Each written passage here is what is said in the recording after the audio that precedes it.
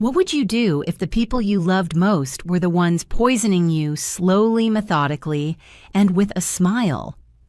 My name is Christina Bennett. I'm 29 years old, a senior marketing executive based in Nashville. And for the past year, I've been quietly wondering whether I was losing my mind or if someone close to me was trying to end my career. Or worse, my life. It all came to a boiling point during a Sunday family brunch. We were at my sister-in-law Nina's house again, elegant as always. Her dining room was curated down to the napkin folds and fresh-cut hydrangeas. Everyone was laughing, passing around pastries and gossip like usual. Then James. My husband set a steaming cup of coffee in front of me. "Don't you want to try the coffee I made especially for you, honey?" he asked, smiling just a little too wide. His eyes didn't match the warmth in his voice. Not anymore. I stared at the cup. It smelled wrong. There was a metallic edge to the aroma. Bitter, almost chemical. My stomach churned on instinct. For a second, I thought maybe I was imagining it. Paranoia, right? But then I saw Nina sitting across from me, gently stirring her own untouched cup, her eyes flicking toward me with what I can only describe as anticipation. "James has become quite the barista lately," she said, voice sweet but too rehearsed. "He's been trying all these new brewing techniques just for you." The emphasis on "for you" landed like a threat. I smiled thinly. How thoughtful. My mind was screaming. This wasn't just a bad feeling, it was the one that had kept me alive over the past year. Ever since my third unexpected trip to the ER, ever since I started to suspect that Nina's hospitality came with side effects, nausea, dizziness, rashes, and once a tremor so intense I couldn't hold a pen. "Be right back," I said, standing suddenly and pretending to check my phone. "Quick call from the office." I had no intention of making any call. As I walked around the table, I stumbled on purpose just enough to make a scene. "Oh, so sorry," I exclaimed, bumping the edge of the table and catching myself awkwardly. In the shuffle, I reached for my coffee and accidentally grabbed Nina's. She blinked. "Clumsy me," I laughed. "May I use your study?" "Nina." Her tight smile returned. "Just don't break anything in there." I walked out, clutching her cup, now not mine. I didn't go far, just into the study where I could still see the dining room through the cracked door. I waited, I watched, and then I saw it. Nina picking up the switched cup, bringing it to her lips, sipping. My heart nearly burst out of my chest. What if I was wrong? What if I'd just poisoned my sister-in-law? But as seconds passed, it became very, very clear. I wasn't wrong. Her hands began to shake. Her face paled. "James," she whispered, clutching her chest. "Something's wrong." His head snapped up. What she tried to stand wobbled. "James," she gasped, "what did you put in that coffee?" He froze. His eyes darted to the two cups. His expression changed, first confusion, then realization. Horror. "That wasn't your cup," he whispered. "You weren't supposed to." But his voice wasn't quiet enough. I heard every word, and so did Nina.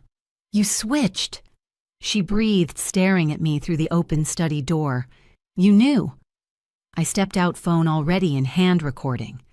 "You always wondered if I'd figure it out," I said calmly, "but I already had." Suddenly, Nina collapsed to the floor, her body racked with tremors. James knelt beside her, panicking. "Call an ambulance, I already had. Emergency services, we need help at 1542 Maple Grove Drive. Suspected poisoning," I said into the phone. "One female conscious but experiencing seizures." Nina's eyes, usually so cold, so calculating, were filled with something new, now fear, and James, my loving husband of 3 years. He looked at me with disbelief, as if shocked that I'd outplayed him, as if shocked that I'd dared to switch the cups. "You said it would just make her sick enough to miss the board meeting," Nina hissed through clenched teeth. "You promised it wouldn't be traced." My blood ran cold. The board meeting. My board meeting. the biggest presentation of the year for the Henderson account, a deal that could secure our firm's biggest client and one Nina had been gunning for herself. You said we just needed to discredit her, she wheezed, doubling over. Make her seem unreliable. I stared at James. You tried to poison me to ruin a presentation. His silence said everything. The sirens wailed outside. Paramedics rushed in. As Nina was loaded onto the stretcher, James followed behind them, dazed and muttering excuses. I followed too, calm, composed, because the truth was already unraveling, and I had it all on tape. You don't just wake up one day and suspect your husband wants to kill you. It happens slowly, one accident at a time. Long before that brunch, before I switched the coffee cups, before the sirens and confessions, I'd already begun to lose trust in my own reality. 3 years earlier, James had swept me off my feet. We met at a friend's wedding in Nashville. He was charming, attentive, the kind of man who made you feel like the center of the universe. His family seemed warm, too, especially Nina, his cousin, but more like a sister. She ran her own marketing firm and took a special interest in me. Mentoring me, she called it. I should have seen the red flags sooner, like the accidents at formal events, her accidentally spilling wine on my new white dress at the firm's gala, or how my plate was always somehow undercooked or overspiced when she hosted dinner. Everyone laughed it off. Nina's just a bit scatterbrained, they'd say. And James, he always had an excuse. Maybe your stomach's sensitive or you probably had something earlier. I wanted to believe him. I needed to believe him. Because if I didn't, what did that mean about my marriage? But then, the incidents got worse. The first real scare came in February. We had brunch at Nina's, just the three of us. Within an hour, I had severe stomach pain and dizziness. James insisted I'd probably caught a stomach bug. The ER couldn't find anything conclusive. I let it go. Then came April. We were celebrating her birthday. Nina brewed us tea herself, jasmine, with some kind of citrus. It was a beautiful afternoon until my vision blurred and I collapsed in the restroom. The ER again, blood tests, IV fluids, still no diagnosis. But Nina's reaction stayed with me.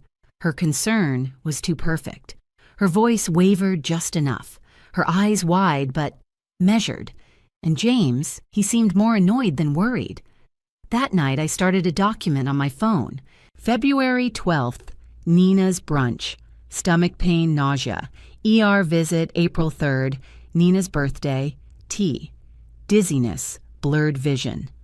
Collapse. I didn't want to believe it, but I had to track it. By June, I was hospitalized for a full weekend after eating Eggs Benedict at their house. The doctor mentioned unusual enzymes in my blood, something synthetic, nothing definitive, and still no one connected the dots. But I did. I started recording. Not everything, just little things. A comment here, a smirk there. And I bought a second phone, hidden password protected with cloud backup and a separate number. That's when I caught one of their late-night conversations. I'd woken up around 1 a.m. James wasn't in bed. I found him in the kitchen on the phone. She won't back down, he whispered. She's presenting the Henderson pitch herself. Pause. Then we need to act soon.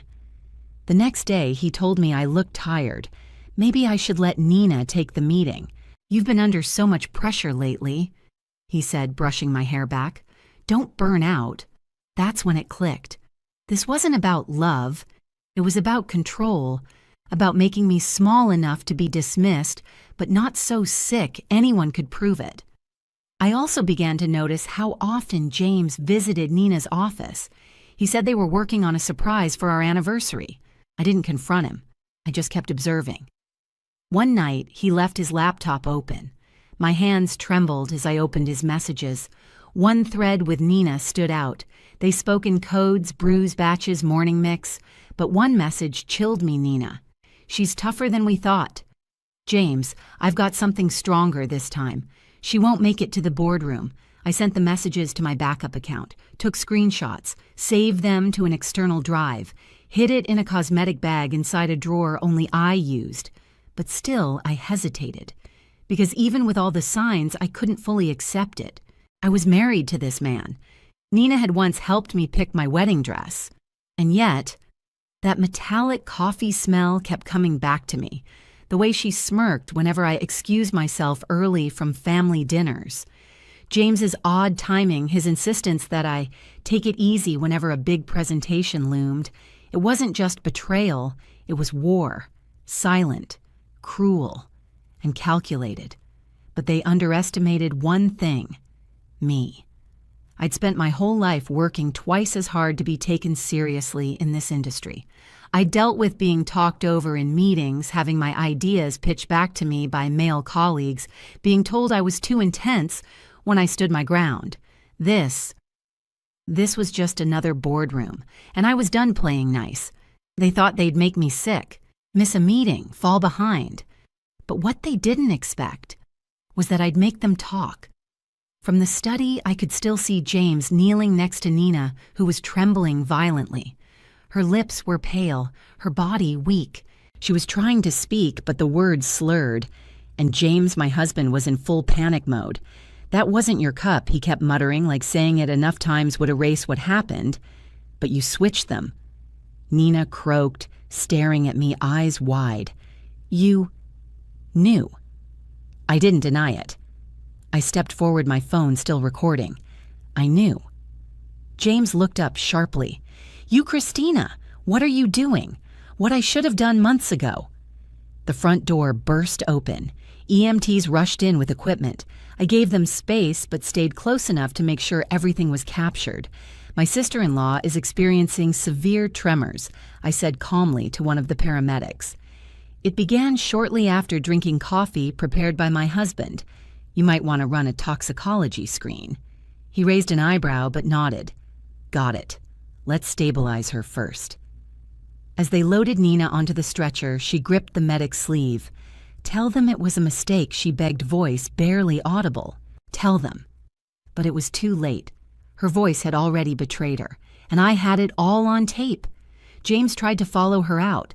"I'll go with her to the hospital," I stepped between them. "No, I'll go. After all, she made that coffee just for me. Remember?" He blinked, stunned. "She trusted you," I added. "That was your job, right? Make it look like love." I didn't wait for an answer. I climbed into the ambulance, sat across from Nina's semi-conscious body, and didn't say a word as we sped toward Nashville General. Inside the hospital, chaos met us at the doors. Nurses, monitors, beeping machines. They wheeled Nina away. I waited quietly in the corridor, phone in my lap, thumb hovering over the replay button. 20 minutes later, a nurse called for family. James hadn't shown up yet, probably pacing somewhere, trying to figure out how to spin it. "I'm her sister-in-law," I said, following the nurse through double doors. We passed curtained bays until she led me to Nina's room. She was hooked up to monitors now. Her color had returned slightly, but her eyes flicked toward me with something unfamiliar respect, or maybe defeat. Dr. Phillips, a tall woman with calm eyes and sharp instincts, stood at the foot of the bed. "Mrs. Bennett," she said, "can you tell me exactly what happened before your sister-in-law became ill?" I held up my phone. "I think you should hear this first." I hit play. The audio crackled. Then came Nina's voice. "This is all your fault. Just make her sick enough to miss the board meeting. And you promised it wouldn't be traced." I watched Dr. Phillips's expression shift from clinical interest to concern to alarm. "This is very serious," she said, making notes. "We found substances in her system that should not be in any normal kitchen or coffee. One of them is typically used in pharmaceutical testing, controlled compound." I nodded. "She's been doing this for months. So has my husband." Just then, I saw James outside the room. He stepped into the hallway, face pale and shiny with sweat. "Christina," he started, lifting his hands. "Let me explain." Dr. Phillips moved to block him. "Security to room 412, please." "This is all a misunderstanding," James pleaded. "She's confused. She didn't know what she was saying." I pulled out the screenshots from his messages. "So these texts between you and Nina, discussing how to keep me out of commission, were just casual banter." His mouth opened, then shut. "You went through my phone," he whispered, horrified. "After I found the syringes in your desk drawer, yes, I did." Security guards arrived. James took a step back but didn't run. He wasn't dumb, just caught. "Doctor, I said I've been to the hospital 3 times in 6 months. Same symptoms, same vague diagnoses. Can we test my blood too? See if it matches." Dr. Phillips nodded. "We'll run full comparisons." The guards kept James outside. I turned back toward Nina. She was watching all of this, silently absorbing the shift in power. Detective Mendoza arrived an hour later, a veteran investigator who'd seen every kind of domestic betrayal. She didn't flinch as I laid out the recordings, the texts, the notes from my symptom log. Her face barely moved. "You started tracking this when?" she asked. "Since February. You kept logs, every incident, time, symptoms, what I ate, who was there. I have backups too." I handed over my second phone. "There are more recordings here. You'll hear Nina saying the Henderson account was worth millions, that they just needed me to miss enough meetings for clients to doubt my reliability." Mendoza nodded slowly. This was never about health. This was strategic sabotage, and it nearly escalated to something much worse.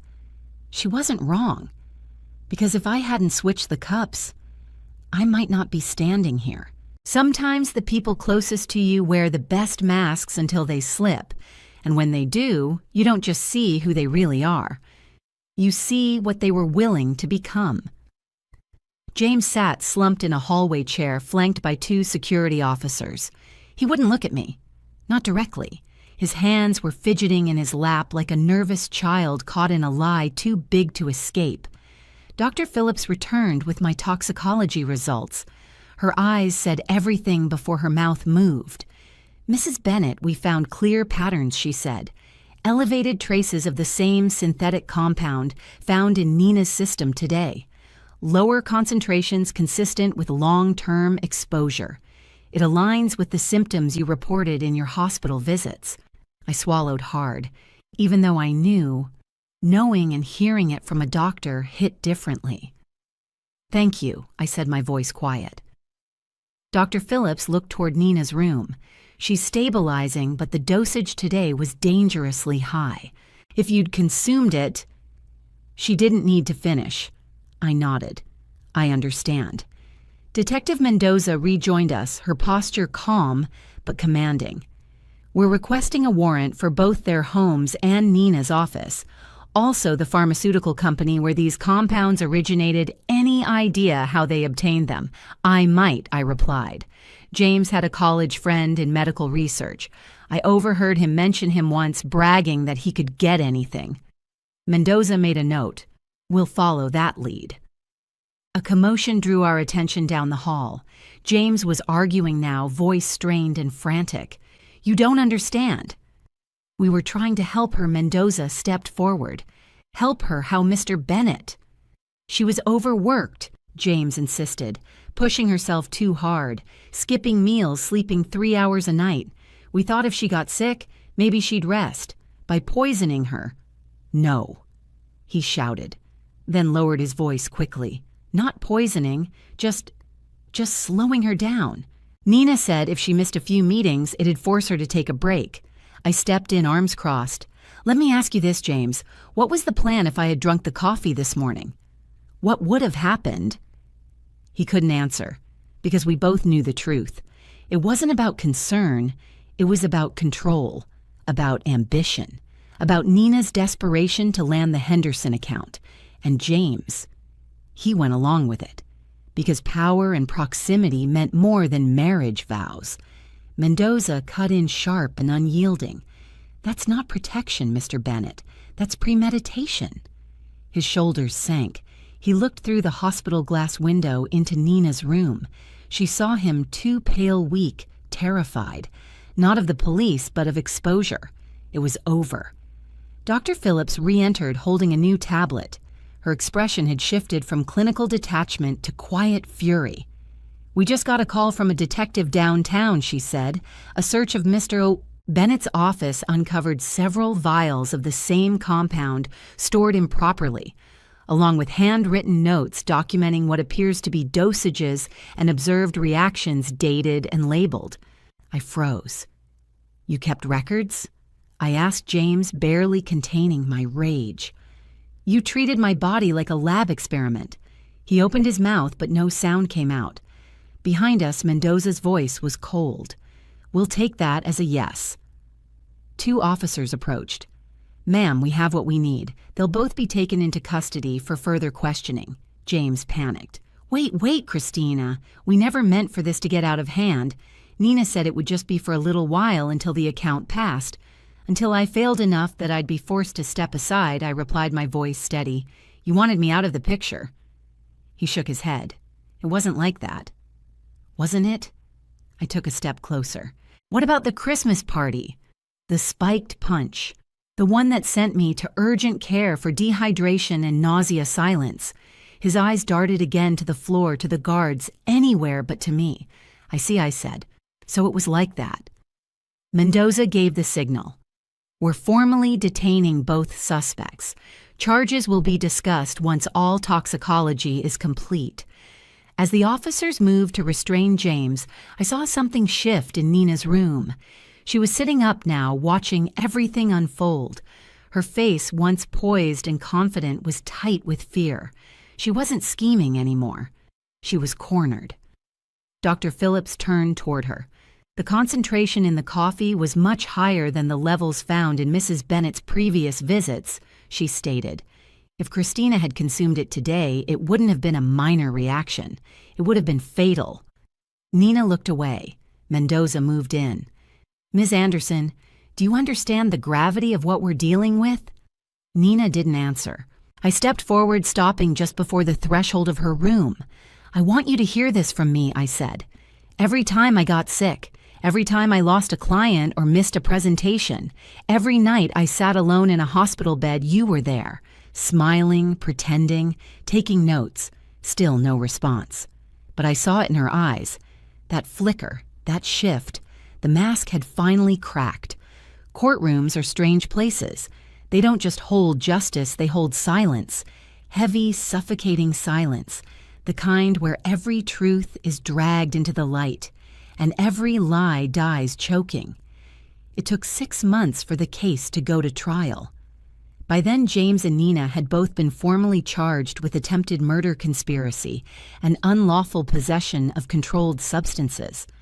The evidence was overwhelming, but even so, I wasn't prepared for how it would feel to face them in court.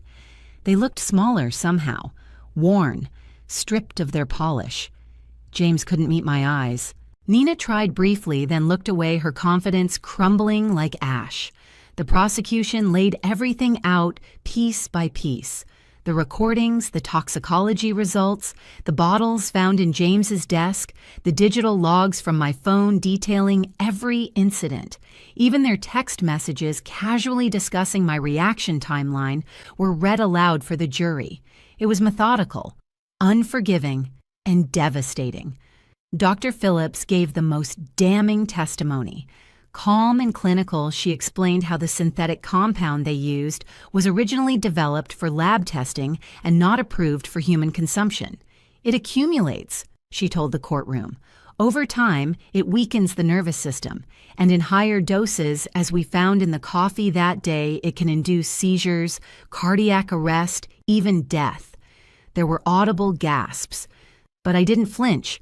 I sat tall, staring straight ahead, even when the defense tried to blame stress and psychosomatic symptoms. Even when they implied I'd exaggerated my illness to frame them. It was desperate, and the jury saw through it. They called it jealousy, but it was deeper than that. It was erasure. Nina had built her reputation on controlling every room she walked into. She wasn't used to being challenged, especially not by someone younger, faster, and more effective. And James, he just wanted proximity to power. When my light started shining brighter than hers, he picked a side. It wasn't mine. A week into the trial, Mendoza revealed a chilling detail I hadn't even known. There's evidence Nina may have done something similar to a former colleague, she testified, an intern who suddenly dropped out after a mysterious illness. She never pressed charges, but she submitted a statement after news of this case broke. The courtroom fell silent. I turned slowly toward Nina. She didn't look up. She didn't need to. Her silence said everything. They weren't just sabotaging me. They had a pattern. The closing argument from the prosecution was short and brutal. They didn't just try to hurt Mrs. Bennett, the prosecutor said. They studied her, tracked her reactions like scientists studying an experiment. And when she didn't break, they raised the dosage. This wasn't sabotage. This was attempted murder. I barely breathed as the jury filed back in, hours later with their verdict. Guilty, on all counts. Nina's jaw clenched. James exhaled as if he hadn't realized he was holding his breath. The judge didn't mince words in the sentencing. The premeditated nature of this crime, the sustained duration, and the clear escalation of harm leave this court no choice, she said firmly.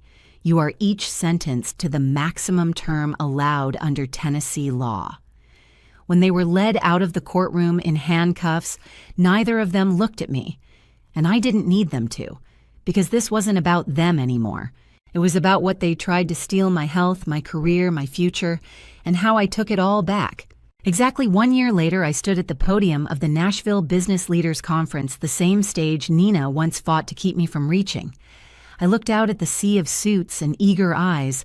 Somewhere in the front row sat the Henderson client, smiling warmly. I want to talk to you about resilience, I said, my voice clear and even.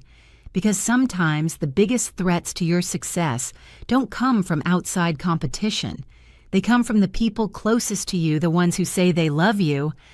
I let the words hang in the air, but surviving those challenges, I continued, doesn't just make you stronger. It makes you unstoppable. The applause was thunderous. Later, a young woman approached me bright-eyed, maybe mid-20s, and said, "How did you keep going? How did you stay calm while everyone around you was lying?" I smiled gently, because I trusted what I saw. I trusted my gut. And when that wasn't enough, I built a case no one could deny. That night, back in my apartment, I received an email from the Henderson team. They were renewing our contract for 3 more years. I laughed softly.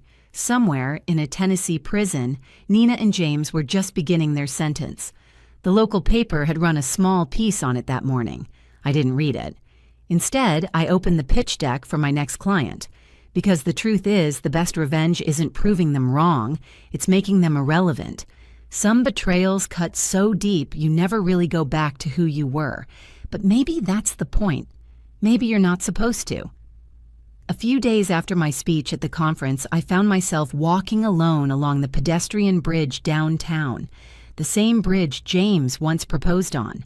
I hadn't been back since the trial. It was dusk, golden light spilling over the Cumberland River, cool breeze brushing past. For a long time, I'd thought of that bridge as a lie, a monument to a moment that meant nothing. But now, it just felt like a place. He couldn't touch the meaning anymore. I'd reclaimed that too. My phone buzzed with a new message from my firm's CEO, incredible speech. "We'd like you to mentor our new executive team." I smiled. And that's when it hit me James and Nina had tried to break me, not because I was weak, but because I wasn't. I was rising too fast, gaining too much respect, taking up space they believed belonged to them, and because I didn't apologize for it. After the trial, people asked me if I felt victorious. Victory isn't the word I use. The truth is, I felt free. Free from the slow poison of doubt. From pretending not to notice how small they tried to make me feel. From all the second-guessing that came with every dismissive glance, every twisted smile. James had once said, "You're too intense, Christina. Too focused." But that intensity, that focus, it saved my life. And I wasn't about to apologize for it anymore. A month after the sentencing, I started a side project, a confidential support group for professional women navigating toxic workplaces or family entanglements. It started as a small online forum. Today, it's a network of over 600 members across the country. We call it Unbreakable, because that's what we are. One night, I received a handwritten letter from someone I'd never met. It was from a woman named Tara, the intern. Nina allegedly sabotaged years ago. She wrote, "I saw your story. I recognized the patterns. I wasn't crazy. I just didn't have proof. But because of you, I finally feel seen." That letter shook me more than any courtroom testimony, because this wasn't just my story anymore. It was bigger. It was about every person who's ever been told they're too much, only to realize the world just wasn't ready for them yet. It was about every woman who's been smiled at while someone was quietly pulling the rug from beneath her. And it was about choosing again and again not to become what hurt you. Do I forgive them? I don't know. Maybe someday. Not because they deserve it, but because I deserve peace. What I do know is this. Every time they thought they'd silenced me, I listened harder. Every time they tried to weaken me, I grew stronger. And every time they underestimated me, they lost. I still have that backup phone, still have the audio files, the notes, the screenshots. Not because I plan to use them, but because they remind me of the version of me that refused to back down. The one who, even while shaking, stood her ground. She's still here.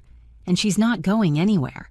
If you've ever been betrayed by someone you trusted, if you've ever felt like the villain in someone else's story just because you dared to shine, know this. You don't need revenge to win. You just need to survive. And then rise, louder, braver, smarter, and unbreakable. So let me ask you, have you ever been underestimated by someone who should have supported you? Drop your story in the comments. Hit that like button if you've ever had to rebuild yourself from scratch. And if you're new here, subscribe for more stories that remind you the people who tried to bury you didn't realize you were a seed.